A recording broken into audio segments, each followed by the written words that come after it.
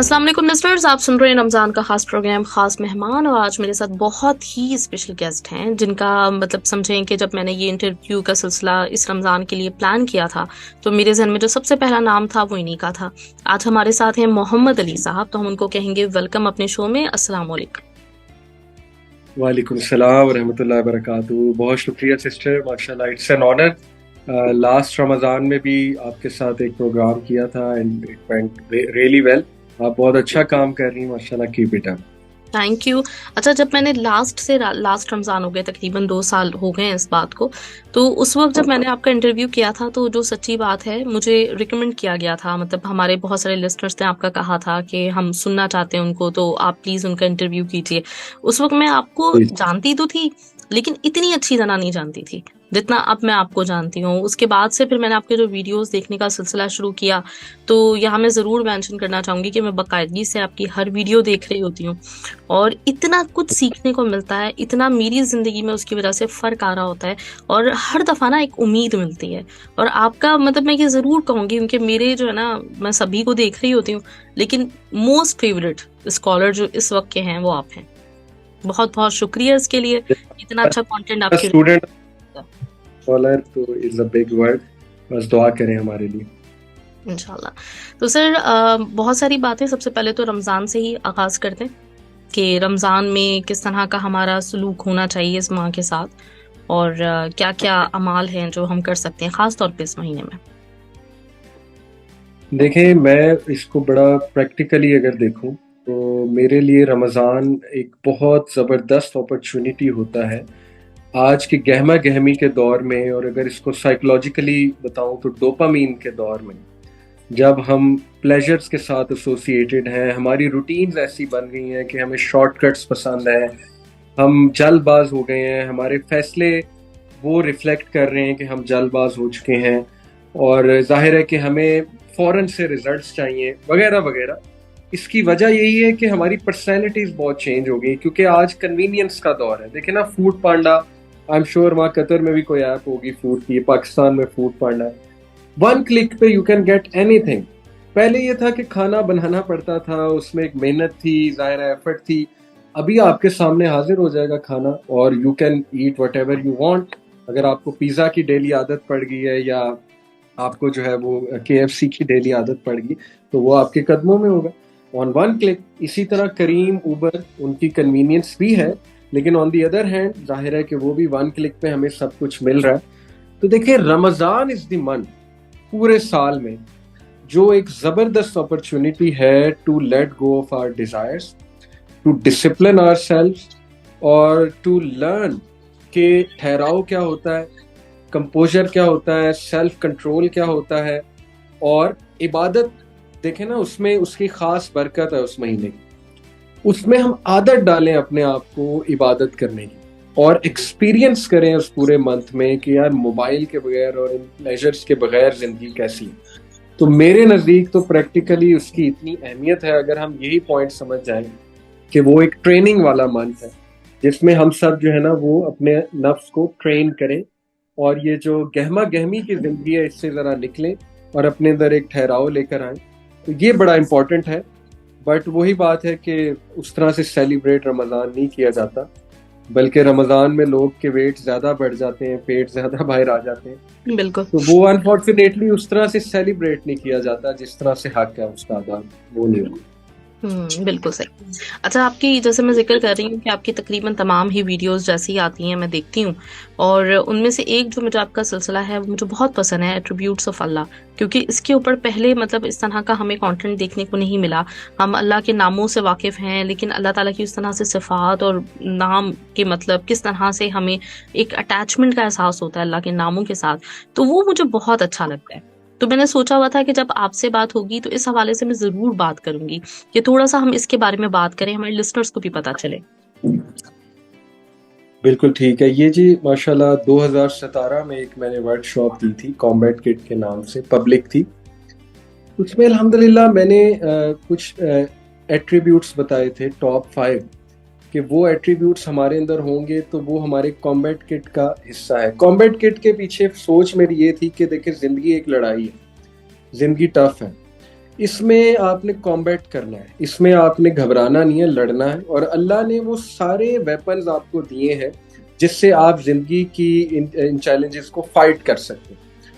اس میں ایک بہت امپورٹنٹ میں نے ایٹریبیوٹ یہ بتایا تھا کہ knowledge is going to help you a لاٹ۔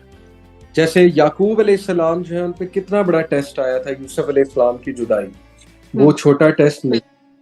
پھر دیکھیں نا، وہ ایسے فادر تھے جن کے بڑے ڈیفیکلٹ چلڈرن تھے، وہ آپس میں حسد کیا انہوں نے، ٹھیک ہے، تو وہ ہر وقت یہ مینیج ہی کر رہے ہوں گے اپنے بچوں کے ایموشنز کو، اور یوسف علیہ السلام کی جدائی وہ ایک بہت بڑا غم تھا ان کے لیے۔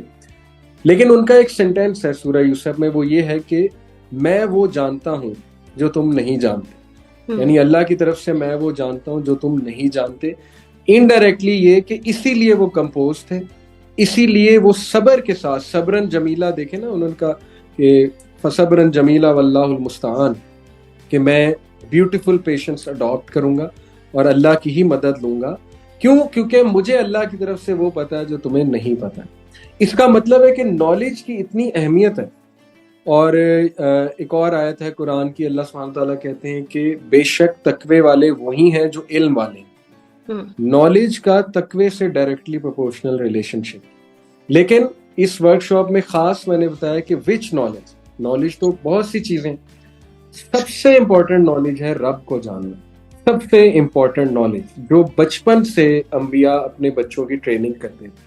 آپ یوسف علیہ السلام کے ڈائلاگز دیکھیں، یعقوب علیہ السلام اپنے والد کے ساتھ، بار بار وہ یوسف علیہ السلام کو سینٹینس پتہ ہے کہاں پہ اینڈ کر رہے ہیں کہ بے شک بیٹا تیرا رب حکیم ہے، تیرا رب عظیم ہے، تیرا رب العزیز ہے، یعنی بہت طاقتور ہے۔ وچ مینس کہ وہ اپنے بچے کو at a very young age Allah کا تعارف کروا رہے تھے، بہت اسٹرانگ تعارف۔ اس لیے یہ سب سے امپورٹنٹ نالج ہے۔ انفارچونیٹلی یہ نالج ہم لوگ اس پہ اتنی توجہ نہیں دیتے ہیں، جس کی وجہ سے ظاہر ہے بہت سی پرابلمز ہماری لائف میں آتی ہیں۔ حادثات جب ہم پہ اچانک آتے ہیں، ہم ان کا ایک پرسپیکٹو نہیں بلڈ کر پاتے، ہم سمجھ نہیں پاتے وہ کیوں آئے ہیں، کیونکہ ہمارا ایمان کمزور ہے، سیدھی سی بات ہے، اور ہمارا اللہ کے ایٹریبیوٹس پہ جو ہے نا وہ ٹرسٹ نہیں ہے، اور کیونکہ ہم نے کبھی ریسرچ نہیں کی یا پڑھا نہیں یا سمجھا نہیں۔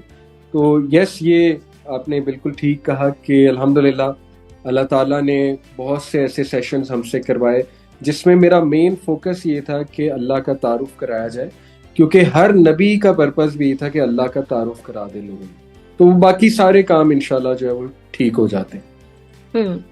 اچھا، یہ مطلب یہ جو آپ کی سیریز ہے، اس کے حوالے سے میں تھوڑی سی اور بات کرنا چاہوں گی کہ کتنا امپورٹنٹ ہے یہ اس وقت، مطلب جتنے بھی ہم پیرنٹس ہیں، ہماری کتنی ذمہ داری بنتی ہے اپنی اولاد کو اللہ تعالیٰ کے ساتھ متعارف کرانا اور حضور اکرم صلی اللہ علیہ وسلم کے ساتھ متعارف کرانا۔ مطلب ہم اپنی بھی اگر ہم بات دیکھیں تو ہم اس طرح سے سیرت ہم نے نہیں پڑھی ہے، ہمیں مطلب اتنا اویلیبل بھی نہیں ہوتا مٹیریل جو صحیح طرح سے ایک سیرت کو جاننے کا ہوتا ہے۔ یہی وجہ ہے کہ ہم لوگ صحیح طرح سے وہ مرتبہ سمجھ نہیں پا رہے ہوتے۔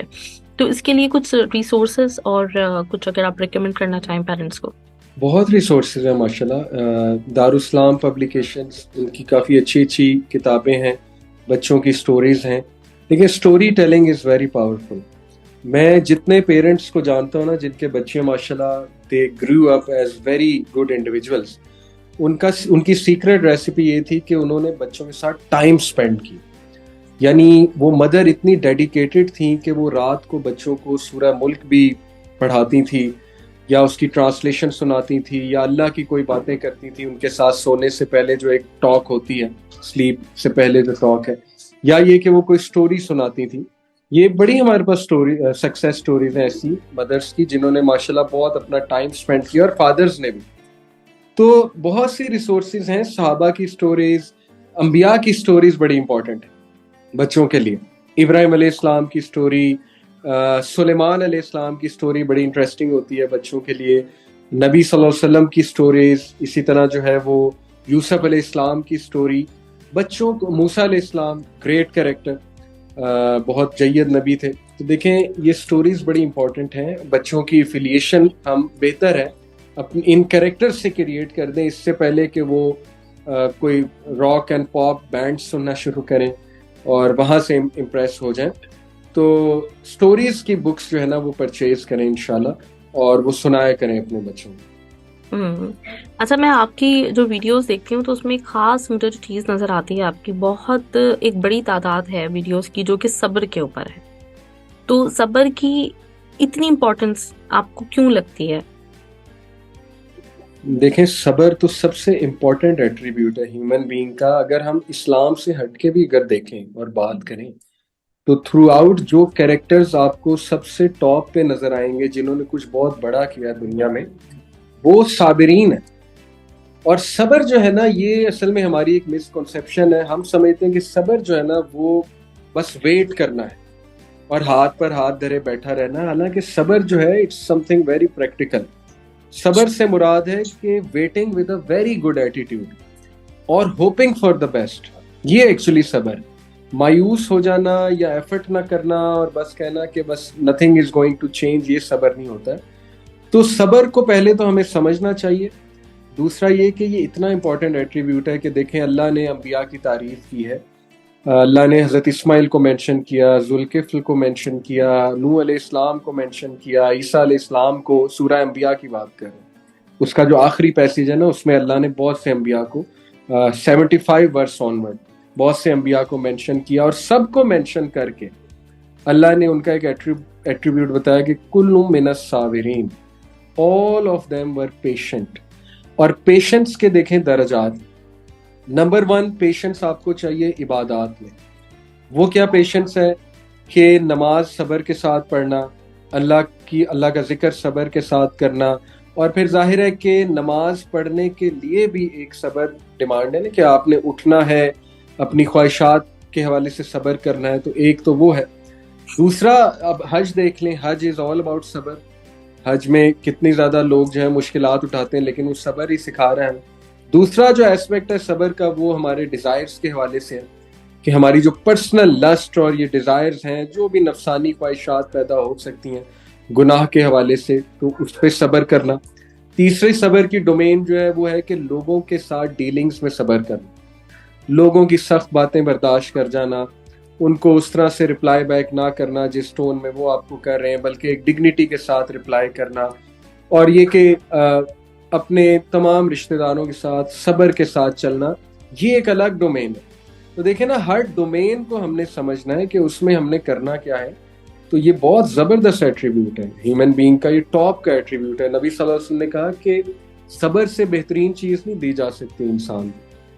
اور نبی صلی اللہ علیہ وسلم نے یہ بھی کہا کہ جو انسان صبر کرتا ہے اللہ اسے صبر دے دیتا ہے. یعنی صبر کرنے سے آتا ہے. یہ بہت امپورٹنٹ پوائنٹ ہے. اچھا، ساتھ میں یہ بھی کہ صبر کی کبھی تمنا نہیں کرنی چاہیے. تو یہ اس کی بھی تھوڑی سی وضاحت میں چاہوں گی آپ سے. دیکھیں، اس کو میں ایسے کہوں گا کہ مشکل کو انوائٹ نہیں کرنا چاہیے اپنے اوپر، یا اپنا مائنڈ سیٹ ایسا نہ بنائے بندہ کہ وہ ہر وقت کہے جی کہ مشکل تو آنی ہی آنی ہے تو بس پھر آنے دو. بلکہ نبی صلی اللہ علیہ وسلم نے فرمایا کہ بہترین دعا جو تم کر سکتے ہو، یہ ایکچولی حضرت عباس نے پوچھا تھا نبی صلی اللہ علیہ وسلم کے چچا. انہوں نے کہا تھا یا رسول اللہ مجھے بہترین دعا بتائیں جو میں کر سکتا. نبی صلی اللہ علیہ وسلم نے کہا کہ آسک اللہ فار ایز، اللہم انی اسألک المعافات فی الدنیا والآخرہ. اے اللہ میں تجھ سے دنیا اور آخرت کی ایز چاہتا ہوں.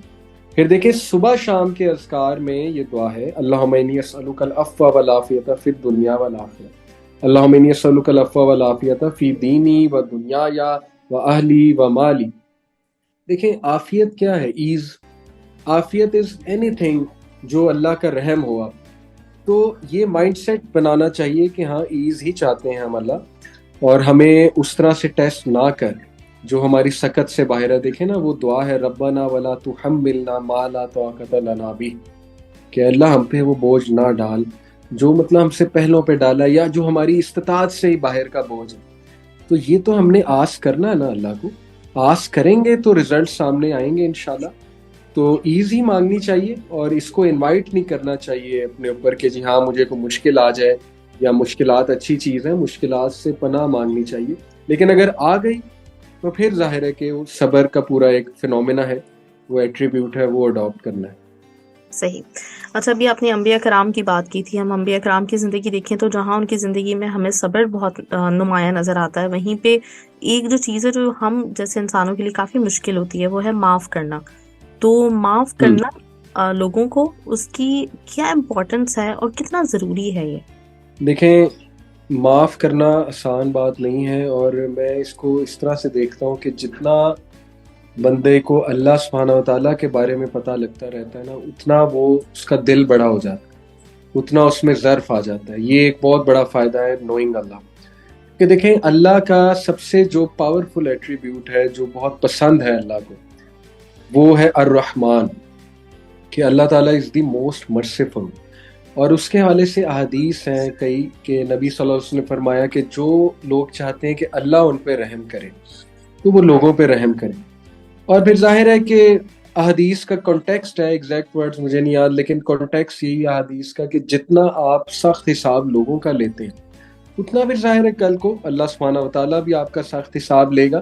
سو it's mutually you can say کہ یہ دونوں میوچول ہے آپس میں، کہ اللہ کی مرضی وہ انسانیت پر ہے اور انسانوں کی مرضی آپس میں ہونی چاہیے تاکہ وہ اللہ سبحانہ و تعالیٰ کی مرضی جو ہے اس کو اٹین کر سکے. تو وہی بات ہے نا کہ جتنا اللہ کے حوالے سے کلیئرٹی آپ کو ہوگی، آپ کو فضائل پتہ ہوں گے معاف کرنے کے.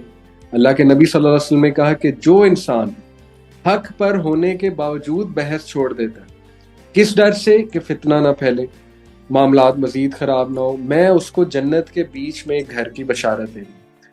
آپ کو پتہ یہ حدیث، میں نے ایک اسکالر سے پوچھا کہ شیخ ہمیں تو بتایا جاتا ہے کہ رائٹ کے لیے لڑو، باہر نکلو. انہوں نے کہا یہ فیملی میٹرز کے لیے خاص حدیث. یعنی اتنی خوبصورت انہوں نے بات کی کہ دیکھیں، کبھی کبھی پچھنا پڑتا ہے، کبھی کبھی پیچھے ہٹنا پڑتا ہے، کبھی کبھی اپنے رائٹ کو لیٹ گو کرنا پڑتا ہے. اور اس کے حوالے سے گارنٹی ہے، نبی صلی اللہ علیہ وسلم نے کہا کہ جو کوئی بھی دین کی خاطر یا اللہ کی خاطر ذلیل ہو جاتا ہے دنیا میں، تھوڑا سا اس کا سٹیٹس ڈاؤن چلا جاتا ہے، اللہ کے نبی صلی اللہ علیہ وسلم نے کہا کہ میں اسے گارنٹی دے رہا ہوں کہ اللہ تعالیٰ اسے سرخرو کرے گا دنیا میں بھی آخرت میں بھی. یعنی عزت ذلت اللہ کے ہاتھ میں.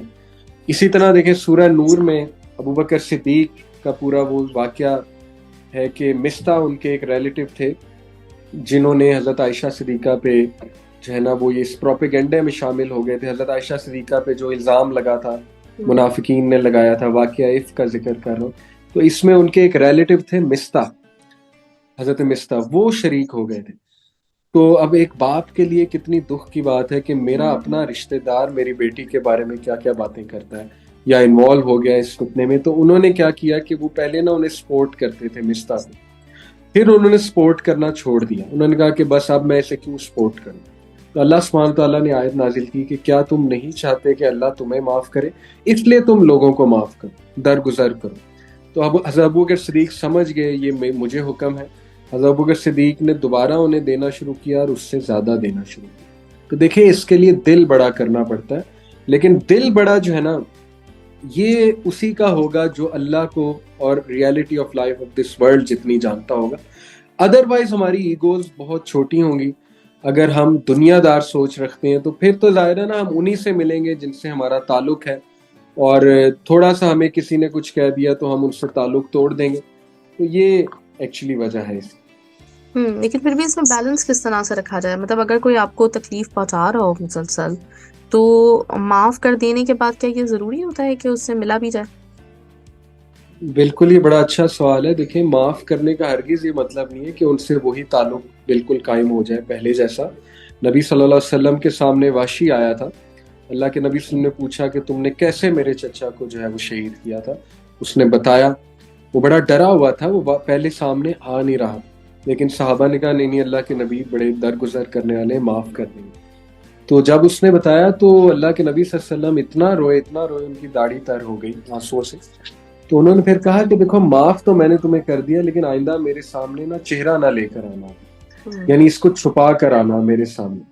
اس کی وجہ یہ کہ کہیں کو بدوا نہ نکل جائے یا وہ میموریز دوبارہ نہ آ جائے. انسان ہے نا، ظاہر ہے آ جا کے تو ٹراما تو ہوتا ہے، اور کچھ لوگوں نے بہت تکلیف آپ کو دی ہوتی ہے، نو ڈاؤٹ اباؤٹ دیٹ. تو ہمارا ریلیشن بڑا پریکٹیکل ہے. ٹاکسک لوگ جو ہیں ان سے دوری اختیار کرنی چاہیے. یہ ان کے بھی فائدے میں، آپ کے بھی فائدے میں.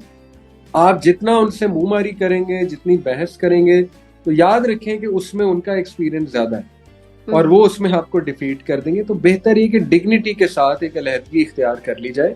ہاں سلام دعا رکھی جائے، ان کے لیے دعا کی جائے, ان کو گفٹس بھی دیے جائیں, کوئی عید کا موقع ہے ان کو انوائٹ بھی کر لیا جائے, لیکن ادروائز ان سے ڈسٹینس رکھنا اس کی پوری اسلام اجازت دیتا ہے, اور یہ قطع تعلقی میں نہیں آتا ڈسٹینس رکھنا. صحیح. اچھا ایک اور چیز آپ کو ڈیفینیٹلی مجھ سے زیادہ اس بات کا اندازہ ہے کہ اگر پاکستانی اپنا سوشل میڈیا دیکھیں تو ہر 10 دن کے بعد ہمیں کوئی نہ کوئی کنٹروورسی نظر آتی ہے اور اس کے اوپر پوری عوام انگیج ہو جاتی ہے. اور مطلب جی ایک ہم لوگوں کا ایک طریقہ بن گیا ہے کہ کوئی بھی چیز کے شاید ہم بحیثیت ایک قوم جو ہے نا منتظر رہتے ہیں کہ کوئی نہ کوئی چیز ایسی ہوگی, ورنہ ہماری زندگی میں ہمیں مطلب جو ہے نا ایسا لگ رہا ہوتا ہے کہ کچھ کمی ہے, بے رنگی سی ہو گئی ہے. تو اس میں سب لوگوں کے کامنٹس, کوئی بھی برائی ہے, مطلب دیکھ کے عجیب سی فیلنگس ہمیں بھی آتی ہیں بہت ساری. لیکن اس میں ایک میچور نیشن کے طور پہ کس طرح کا ریئیکشن ہمارا بنتا ہے کہ جیسے ہم اکثر, میں کہنا چاہوں گی کہ کوئی ایسی چیز آتی ہے جو نہیں اچھی لگتی تو اس پہ جی کامنٹ کر کے اس چیز کو پروموٹ کرنا زیادہ مطلب ضروری ہے, یا پھر کس طرح سے بچا جائے اس سے؟ دیکھیں, آ جا کے اس کا تعلق زبان سے ہی ہے, اور اگر ہم صرف اس حدیث پہ عمل کر لیں کہ اللہ کے نبی صلی اللہ علیہ وسلم نے کہا کہ جو انسان اللہ اور آخرت پر ایمان رکھتا ہے یا تو وہ اچھا بولتا ہے یا وہ خاموش رہتا ہے, تو یہ انف ہے ہمارے لیے, یہ والی انسٹرکشن. آ جا کے دیکھیں نا, ہم اپنے آپ کو مصیبت میں تبھی پھنساتے ہیں جب زبان کا غلط استعمال کرتے ہیں. کیئر لیس کمنٹ کر دینا کسی کے بارے میں سوشل میڈیا پہ, ان کو روسٹ کرتے رہنا. جیسے ابھی ریسنٹلی میں نے ایک پوسٹ لگائی تھی کہ دیکھیں پاکستانیوں کی عادت بن گئی ہے کہ یا تو ان کے لیے ایک بندہ مومن ہے 100% یا منافق, بیچ والا نہیں ہو سکتا, یعنی ایکسٹریمزم بہت زیادہ.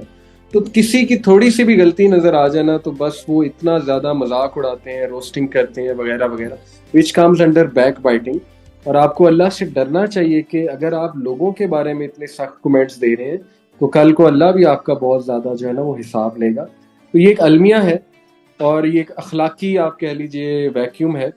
اس کو فل اسی طرح کیا جا سکتا ہے کہ اس کے حوالے سے اویئرنیس پھیلائی جائے, لوگوں کو زبان کے غلط استعمال کی احادیث سنائی جائے, وارننگ سنائی جائے.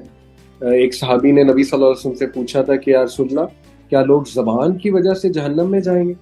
اللہ کے نبی صلی اللہ علیہ وسلم نے کہا may you lose your mother. یہ ایک محاورہ ہے عربی کا, just to tell importance of something. کہا کہ سب سے زیادہ لوگ جہنم میں پھینکے جائیں گے ان کی زبان کی وجہ سے. پھر قرآن نے بھی ویل لکل ہمزۃ لمزہ, ویل ہے یعنی تباہی ہے اس شخص کے لیے, ہمزۃ لمزہ. ہمزہ اور لمزہ یہ دو ایٹریبیوٹس ہیں ہیومینٹی کے, یعنی ایسا بندہ جو ٹیلز کو, خبروں کو آگے مرچیں لگا لگا کے کوٹ کرتا ہے, یا اس کی کوشش ہوتی ہے کہ لوگوں کو جو ہے نا وہ لڑوایا جائے. تو یہ چیزیں بہت رائج ہیں ہمارے معاشرے میں انفارچونیٹلی. آئی تھنک کہ اس کو, زبان کو اگر ہم کنٹرول کر لیں اس ٹائم پہ, اور یہ جان لیں کہ دیکھو ضروری نہیں ہر بات پہ کمنٹ کیا جائے, تو کافی فرق آ سکتا ہے. انشاءاللہ اس پہ اویئرنیس پھیلانی چاہیے. صحیح ہے. اچھا جیسے آپ یہ بات کر رہے ہیں تو اسی طرح دیکھیں کہ کوئی بھی ایسی چیز ہوتی ہے, میں نے دیکھا ہے کہ اکثر جو کامنٹ سیکشن ہے وہاں پہ لوگ یہ اپنا فریضہ سمجھ کے کر رہے ہوتے ہیں کہ جیسے ہم دوسرے کو راہ راست پہ لانے کے لیے کر رہے ہیں. تو میں ہمیشہ, مطلب میرا ایک اپنا اوپینین ہے, مجھے لگتا ہے کہ اگر ہم اس چیز کے اوپر, اگر ہمیں کوئی چیز بہت بری لگ رہی ہے تو ہمیں اس کو نہیں فالو کرنا چاہیے. ہمیں اس کے اوپر بجائے ہم کامنٹ کرتے ہیں تو کامنٹس کا بھی ایک انبار لگتا ہے جس سے وہ پوسٹ اور زیادہ ریچ کرتی ہے لوگوں تک. تو اس بارے میں آپ کا ڈیفینیٹلی آپ کا اوپینین جو ہے وہ بہت میٹر کرتا ہے, آپ کو لوگ فالو کرتے ہیں. تو پلیز مطلب تھوڑا سا جتنے بھی سننے والے ہیں ان کو آپ یہ سمجھائیے ضرور کہ ہمارا ریئیکشن کیسا ہونا چاہیے کسی بھی فتنے کے اوپر. بالکل زبردست, آپ نے بڑی اچھی ٹپ دی. دیکھیں حدیث میں آتا ہے, نبی صلی اللہ علیہ وسلم نے فرمایا کہ part of excellence of man's Islam is leaving alone that which does not concern him or her. یعنی ایمان کے کامل ہونے کی نشانی یہ ہے کہ آپ ان چیزوں سے ہٹ جائیں دور جو آپ کے ساتھ, جن کا کوئی خاص تعلق نہیں. تو یہ بڑی پریکٹیکل ٹپ ہے جو آپ نے بات کی کہ ان چیزوں کو انفالو کر دیں, ایسے لوگوں کو انفالو کر دیں جن کی ٹاکسک پوسٹ آ رہی ہیں, نیگیٹو کمنٹس آ رہے ہیں, ٹھیک ہے نا, اس سے ظاہر ہے آپ پہ بھی اثر پڑے گا.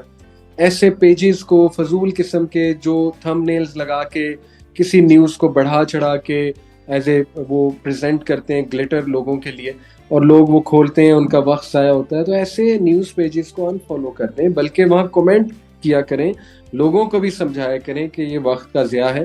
شاید آپ کا کمنٹ کسی کو جو ہے وہ دل پہ لگ جائے اور لوگوں کی اس پہ اصلاح ہو جائے. تو میں تو اس پہ دیکھیں لوگوں کو یہ کہتا ہوں کہ اپنے سوشل میڈیا کو کلین اپ کریں.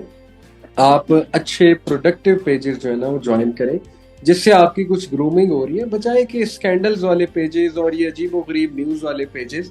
You have to take care of yourself. یہ آپ نے خود اپنی جو ہے نا وہ حفاظت کرنی ہے, کیونکہ everything is open there. Social media بہت ڈینجرس پلیٹ فارم بنتا جا رہا ہے, یہ آپ نے خود ہی اپنی حفاظت کرنی ہے.